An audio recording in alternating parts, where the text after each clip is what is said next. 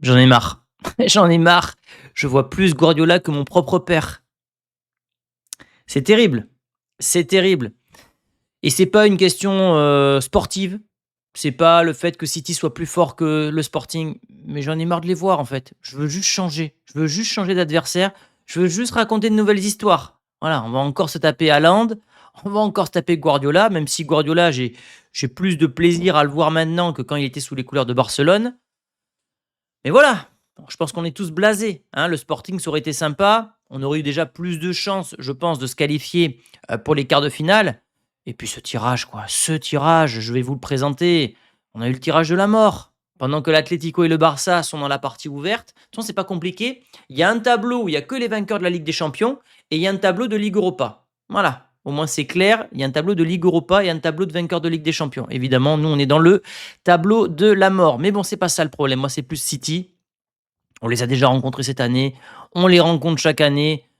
Non! Il y en a marre. Il y en a marre, les amis. Alors, c'est la huitième fois. Sur les 10 dernières années, c'est la huitième fois qu'on rencontre City. On a raconté toutes les histoires possibles. Guardiola qui revient au Bernabeu, Haaland contre Mbappé, Bellingham, Haaland, De Bruyne, Bellingham. On a tout fait. Cherki.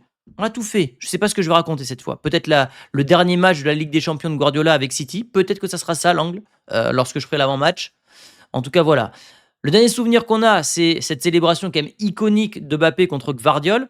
Mbappé qui avait mis d'ailleurs un triplé au Bernabeu. On s'était imposé 2 fois l'an dernier, c'était lors des barrages. Voilà, lors des barrages. Depuis, on les a rencontrés en phase de poule. Ils se sont imposés chez nous 2-1. Et donc là, on va les rencontrer en huitième de finale. Et la première chose qui m'a marqué, c'est que je me dis, ok, déjà, soit Land, soit Mbappé, il y en a un des deux qui perd déjà pratiquement le ballon d'or.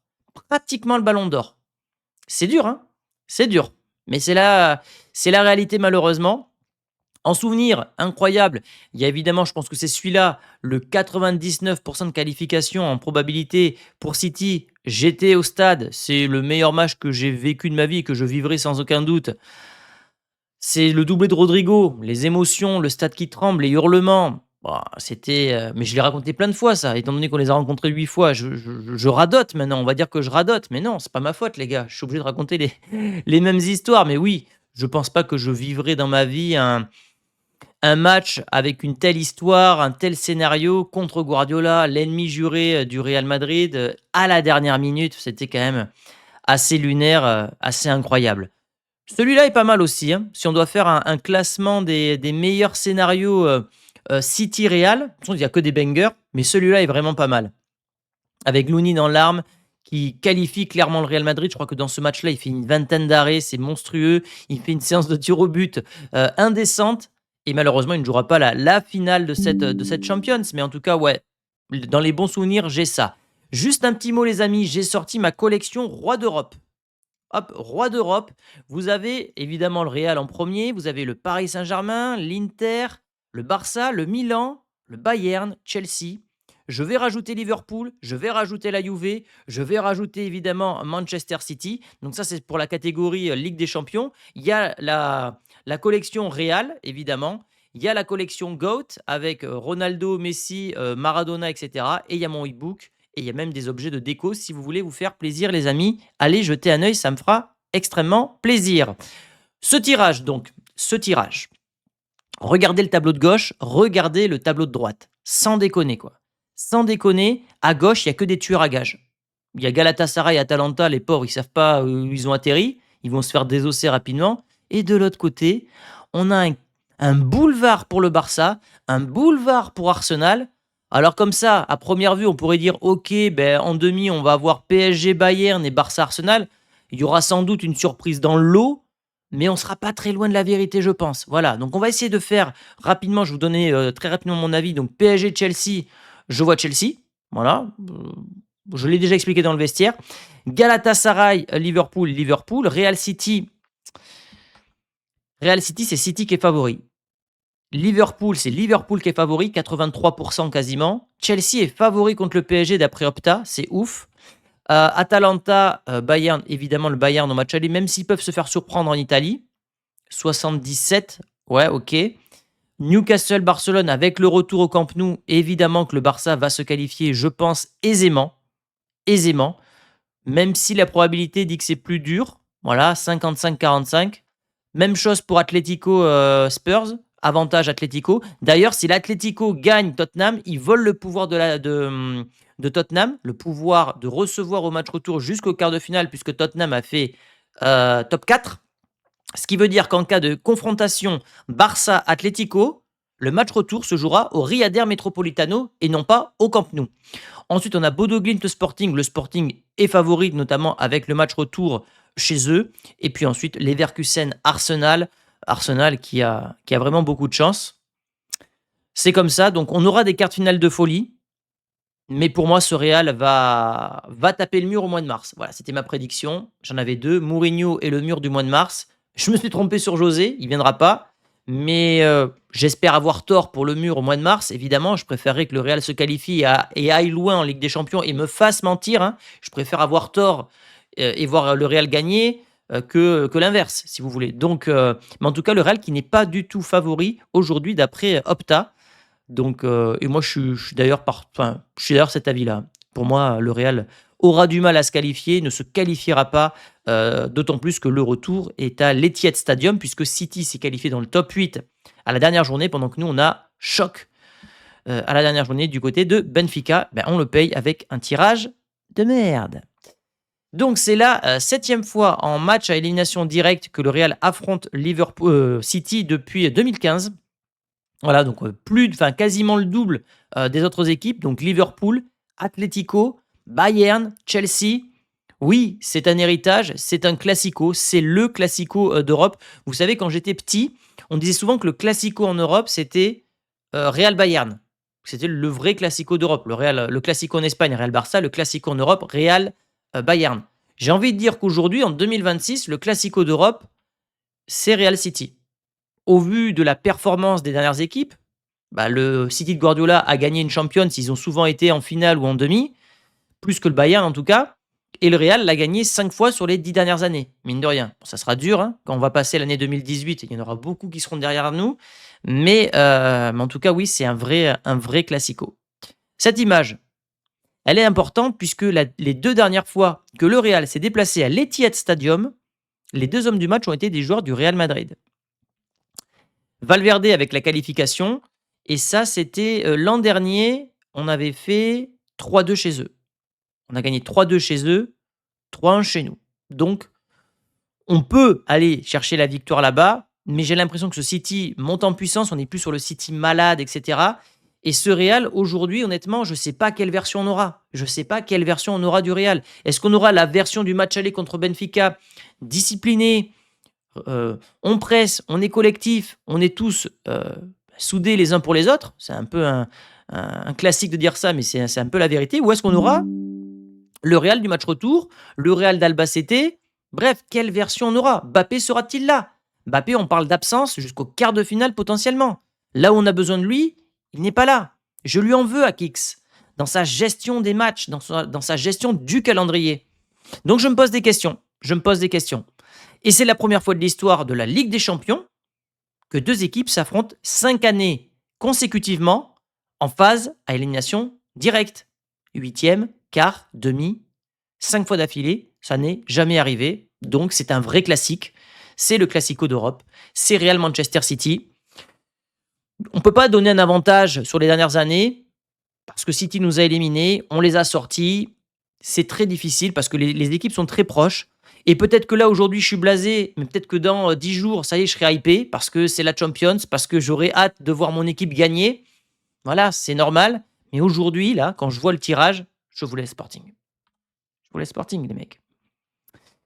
Et puis, classique en termes de régularité, de fréquence de match, mais classique en termes de scénario, il y a toujours des dingueries, en fait. Que ce soit le match à domicile où il y a eu le 3-3, souvenez-vous, la reprise de Valverde, le triplé de Mbappé l'année dernière, le doublé de Rodrigo dans les dernières minutes. Il se passe toujours des folies, en fait.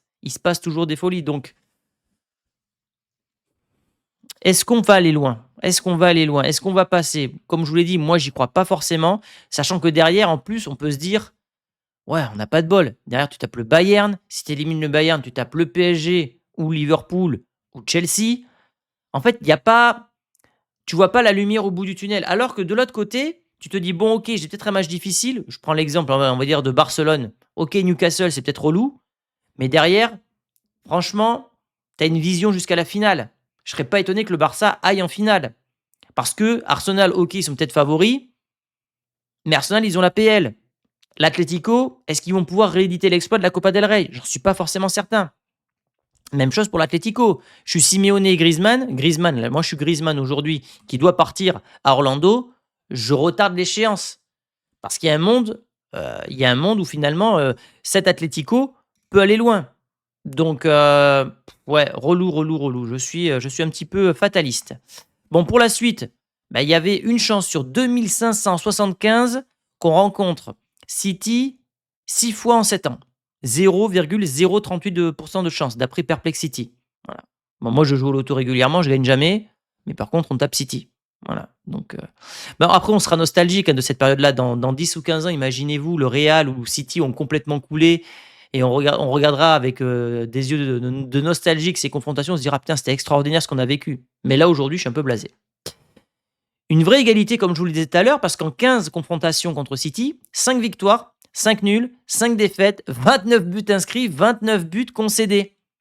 Donc, il n'y a pas d'avantage. Il n'y a pas une équipe qui prend l'avantage sur l'autre. Ça dépend d'une année. Bah, City peut nous corriger. Des fois, c'est nous. L'impression que j'ai, c'est que finalement, ces deux équipes alternent le chaud et le froid lorsqu'elles se rencontrent. La dernière fois, on les a cartonnés. La logique voudrait que ce soit cette fois à leur tour de nous sanctionner. Mais en tout cas, aujourd'hui, très compliqué quand même de miser sur ce match. Même si avec le match retour à l'Etihad, pour moi, je dirais pas que c'est comme Opta 63-36 ou 37. Je dirais que c'est du 55-45. Et ce 55, il va pour City parce qu'ils ont le retour chez eux. Et que historiquement, lors des matchs à élimination directe, on avait eu une fois le débat avec Christophe de CM Football, on n'était pas forcément d'accord. On a vérifié sur Wikipédia, dès lors qu'une équipe reçoit retour, elle a 75% de chances de se qualifier. En tout cas, 75% des équipes qui se qualifient en Ligue des Champions se qualifient avec le match retour à domicile. C'est plus ça la vraie formule. Donc, il y a un vrai avantage à recevoir. Et puis surtout, voilà, on n'a aucun tirage facile. Il y en a marre, quoi. Il y en a marre. 2017, Napoli, Munich, Atlético, Juve. Donc, on gagne. 2018, bah là, on a peut-être ce qui se fait de plus dur. On a le champion de France, le champion d'Italie, le champion d'Allemagne et le champion d'Angleterre. Donc là, on ne peut pas faire plus dur. Ensuite, 2019-2020, ben là, on saute en huitième. Voilà, notamment, c'est une fois sous Zidane. Et c'est d'ailleurs City qui nous sort en 2020, voilà, avec la boulette de Varane, souvenez-vous. 2021, donc là, c'est le Covid. Atalanta, Liverpool, Chelsea. Ensuite, on fait PSG, Chelsea, City, Liverpool. Donc, c'est l'année où on fait la remontada, là où j'étais au stade. Donc, 3 clubs anglais et le PSG. C'est le PSG de Messi, Neymar, Mbappé. Liverpool, Chelsea, City. Leipzig, City, Bayern, Dortmund. City, Atlético, Arsenal. Et donc, Benfica, City. Et potentiellement Bayern, PSG, etc., etc. Donc, en fait, quand on dit, ouais, le Real est avantagé en Ligue des Champions, j'ai envie de vous insulter, là, ceux qui disent ça. J'ai envie de vous insulter. Parce que les preuves sont là. Vous pouvez dire ce que vous voulez. Moi, j'ai les preuves. Et les preuves sont formelles. On est maudit en Ligue des Champions sur le tirage. L'UEFA ne nous fait aucun cadeau. Par contre, le Barça, ça fait plusieurs années qu'ils ont un boulevard. Hein? Bon. Les potentiels suspendus lors de cette rencontre, on en a 4. Hausen, Vini, Tchouaméni, Carreras. Hyper important. Si Carreras et Vinicius prennent un jaune, c'est terminé. On fait le retour avec Fran Garcia et Rodrigo. Donc très important la gestion des jeunes. Moi je suis arbellois, j'insiste vraiment sur ça. Et enfin pour terminer une page mercato, et je fais le lien entre City et le Real, Rodri, par Ramon Alvarez, source fiable du côté de Madrid, annonce que le Real va se positionner normalement sur Rodri. Ils vont faire une évaluation physique après la Coupe du Monde et ils estiment que le transfert pourrait coûter 50 millions d'euros. Elle est importante cette info. Pourquoi? Parce que je vais vous montrer un truc. Il y a 2 données à prendre en compte dans le dossier de Rodri au Real Madrid. Moi, j'y crois. Je vous dis pas que c'est une bonne recrue au vu de son physique après les ligaments. Mais pourquoi j'y crois? Pour plusieurs raisons. Déjà, il est ballon d'or. aux yeux de Pérez, c'est important. Deuxième, il a que 29 ans et il est espagnol, il est né à Madrid. On sait que le Real veut faire venir des Espagnols, notamment parce qu'il y a la Coupe du Monde dans 4 ans et que tu as envie que ton équipe d'Espagne soit bien représentée à Madrid. Très important. Et surtout, donc là aujourd'hui, il est évalué à 75 millions, mais on voit que sa valeur est en train de chuter. Donc moi, je suis aujourd'hui dirigeant de Madrid. Je me dis, OK, il vaut 75 millions, mais dans 4-5 mois, évidemment, ça va encore baisser. Donc les 50 millions sont plutôt crédibles, d'autant plus que son contrat se termine dans 1 an. Donc le Real va faire une offre à City en fin de saison, 40-50 millions. Vous prenez ou pas? Vous prenez pas, on le prend libre dans 1 an. Et moi, je pense que City, au vu de la blessure du joueur, le laissera partir pour 50 millions. À 29-30 ans, moi, je pense que c'est une bonne idée parce que c'est pas très cher et que Rodri en Espagne ne jouera pas avec la même intensité que Rodri en première ligue, parce que le championnat d'Angleterre, c'est un championnat de fous furieux. Les mecs, ils font des allers-retours non-stop. En Espagne, 90% de tes matchs, voire 95% de tes matchs, le Real domine contre des petites équipes. Là où tu vas avoir du physique, c'est Atlético, Barça et les matchs de Champions. Mais là, tu peux alterner avec un Tchouaméni, par exemple. Donc moi, je pense que c'est un bon plan, à moindre coût, parce que 50 millions d'euros, honnêtement, pour Rodri, c'est pas très cher. Alors, certains diront, Thomas, depuis qu'il a ses ligaments, c'est mauvais. Et je peux vous entendre là-dessus. Maintenant, moi, je suis dirigeant, je tente le pari. Je tente le pari. 29 ans, 30 ans, on a besoin d'avoir des joueurs de cette expérience-là, vainqueurs de la Ligue des Champions. Il y a un élément, c'est la gestion Vini-Rodri. Il y a des antécédents, ça peut poser de problèmes dans le vestiaire, à prendre en compte, évidemment. Mais on a besoin d'avoir des joueurs de cet âge-là, entre 28 et 32 ans. C'est ce qui manque aujourd'hui au Real. Et il y a un autre profil qui est étudié par ce même Real, c'est Enzo Fernandez. Alors là, on n'est pas du tout sur le même profil, beaucoup plus jeune. Alors attendez, je vais chercher son profil là. Alors, je vous le mets de suite. Hop, alors Enzo Fernandez, j'y crois un peu moins. Vous allez comprendre pourquoi. Donc déjà 25 ans, pas le même âge, argentin, antécédent de racisme, pas sûr que ça soit une bonne idée vis-à-vis de Vini, surtout avec la bataille qu'il mène contre cette cause depuis longtemps. Et surtout pour moi, ce qui bloque, c'est que sa cote monte. Voilà, on voit que la courbe, sa cote monte. Il vaut aujourd'hui 85 millions, mais en gros, c'est un 100 millions. Et Chelsea vend bien. Chelsea le vendra 120, 110, 130 et contrat jusqu'en 2032. Équipementier Nike, donc il n'y a même pas un deal qui peut se faire avec Adidas. Et je vois pas le Real dépenser pour un milieu de terrain 130 millions cet été. Tu l'as déjà fait pour Bellingham. Je vois pas le Real le faire pour Enzo Fernandez. C'est pas le game changer, le joueur générationnel qui va te faire gagner des titres, selon moi. Il est très bon. Il est très, très bon. Mais je vois pas le Real mettre plus de 100 patates sur ce joueur-là, alors que je vois bien le Real faire le pari, attendez, je vois bien le Real faire le pari Rodri. Voilà. Donc si je dois mettre une pièce aujourd'hui sur un milieu de terrain pour la saison prochaine, au vu de la déclaration de Ramon Alvarez, qui est souvent bien renseigné, je pense que le Real ira sur Rodri. Et je pense que ça serait une bonne, alors il a joué à l'Atlético, tout le monde a le droit de faire des erreurs, mais pour moi, ça serait une belle recrue. J'attends de voir. Alors peut-être que si les rumeurs se confirment, j'étudierai vraiment précisément ces derniers matchs pour voir vraiment s'il est diminué physiquement, si c'est un joueur qui est totalement différent. Évidemment qu'il a perdu, il y a toujours un avant et un après avec les ligaments, mais j'ai 2 espoirs, c'est que l'intensité en Espagne n'est pas la même qu'en première ligue et il a que 29 ans. Alors vous me direz, il y a des joueurs, même blessés jeunes, ils sont jamais revenus. Jessé, Asensio, Ronaldo Nazario. Aujourd'hui, on est en 2026, il y a peut-être d'autres moyens pour mieux récupérer.